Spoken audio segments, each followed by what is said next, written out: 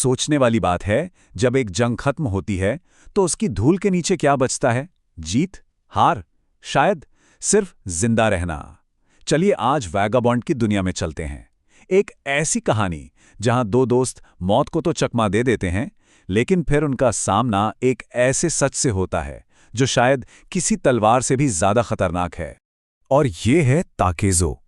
इसकी आंखों में देखिए, कोई जीत का जश्न नहीं है, सिर्फ एक गहरी थकान और हर चीज पर शक करने वाली एक नजर। जिंदा तो बच गया, हाँ, पर इसकी लड़ाई अभी खत्म कहाँ हुई है? और यही तो सवाल है जो इस पूरी कहानी की नींव है ना? असली कहानी उस जंग के बारे में है ही नहीं, बल्कि उसके बाद जो एक अजीब सी, मुश्किल सी शांति आती है उसके बारे में है। जब खून उबलना बंद हो जाता है और बस जिंदा रहने की असलियत सामने आती है, तब क्या होता है? तो हमारे किरदार वो एक अजीब सी, एक अनजान सी जगह पर आंख खोलते हैं, एक पनागाह में। पर उन्हें बचाया किसने और क्यों बचाया? जैसे ही होश आता है, बस यही सवाल उनके दिमाग में घूमने लगते हैं। देखिए, एक तरफ तो ये बिल्कुल शांत खूबसूरत सा घर है, और दूसरी तरफ जंग की तबाही से निकले तो जख्मी आदमी। कैसा अजीब मंजर है ना? ऐसा लगता है जैसे शांति ने हिंसा को अपनी गोद में समेट लिया हो। लेकिन क्या सच में सब कुछ इतना आसान है? तो पता चलता है कि अकेमी और उसकी माँ ओको ने उन्हें बचाया है। वो उनकी देखभाल कर रही हैं, मरहम पट्टी कर रही हैं। लेकिन उनकी इस मेहरबानी में ना कुछ तो अजीब है, कुछ ऐसा जो दिल में एक बेचैनी पैदा करता है। ये जो मदद मिल रही है, ये कुछ ज्यादा ही आसानी से मिल रही है। और यहीं पर इन दोनों दोस्तों के बीच का फर्क बिल्कुल साफ दिखता है। ताकेज़ो, जो हमेशा चौकन्ना रहता है, उसको लग रहा है कि भाई कुछ तो गड़बड़ है। वहीं उसका दोस्त माताहाची, वो तो बस उनकी मेहरबानी का शुक्रिया अदा करना चाहता है। एक शक कर रहा है, दूसरा आंख बंद करके भरोसा। और बस यही टकराव है जो इस कहानी को आगे ले जाता है। ताकेज़ो का दिल मान ही नहीं रहा। उसकी अंदर की आवाज बार बार कह रही है कि इस मेहरबानी के पर्दे के पीछे कुछ और ही चल रहा है। वो ऐसे ही चुपचाप बैठकर सब कुछ मान लेने वालों में से नहीं है। और तभी सिचुएशन और अजीब हो जाती है।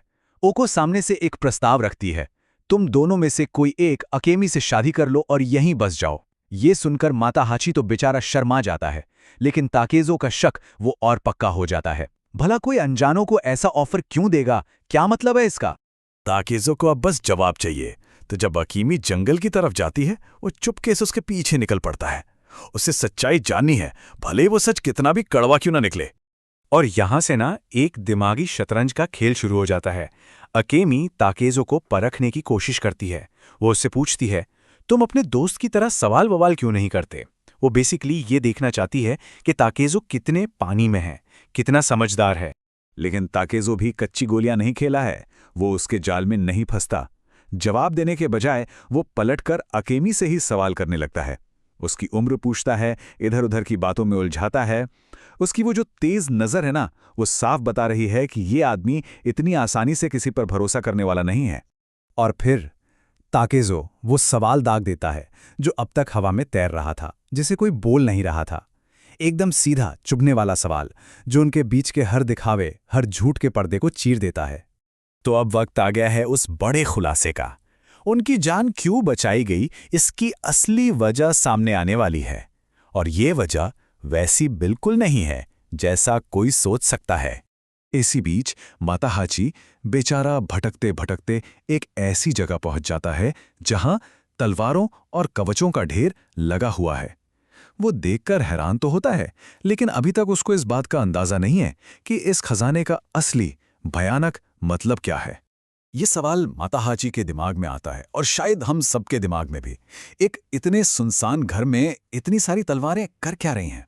जवाब बस मिलने ही वाला है। और उससे ठीक पहले का ये जो सन्नाटा है ना, ये माहौल को और भी टेंस बना देता है।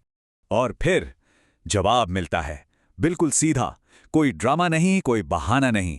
अकेमी की आवाज में एक अजीब सी ठंडी सच्चाई है जब वो कहती है, हम चोर हैं। बस ये दो लफ्ज और सब कुछ बदल जाता है। इसके बाद ओको जो कहती है, उसे सुनकर तो रोंगटे खड़े हो जाते हैं। वो इतने आराम से कहती है जैसे ये दुनिया का सबसे नॉर्मल काम हो। यही है उस दुनिया की कड़वी, क्रूर सच्चाई, जहां जिंदा रहने के लिए सही गलत की परवाह करने का वक्त ही नहीं है किसी के पास। लेकिन कहानी यहां खत्म नहीं होती।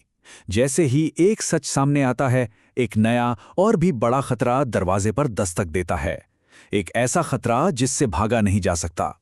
स्थिति अब और भी ज्यादा बिगड़ने वाली है। जंगल से निकलकर आता है ये आदमी, सुजी काजे तिनमा। उसका चेहरा, उसकी चाल, सब कुछ देखकर ही पता चल जाता है कि वो यहाँ किसी अच्छे काम से तो नहीं आया है। खतरा अब उनके सामने, बिल्कुल सामने खड़ा है। अकेमी उसे देखते ही कांपने लगती है, डर से, गुस्से से, और उस पर पागलों की तरह पत्थर फेंकना शुरू कर देती है। साफ है, ये कोई अनजान शख्स नहीं है, ये एक दुश्मन है, और उनके बीच एक बहुत गहरा, दर्दनाक इतिहास जुड़ा हुआ है।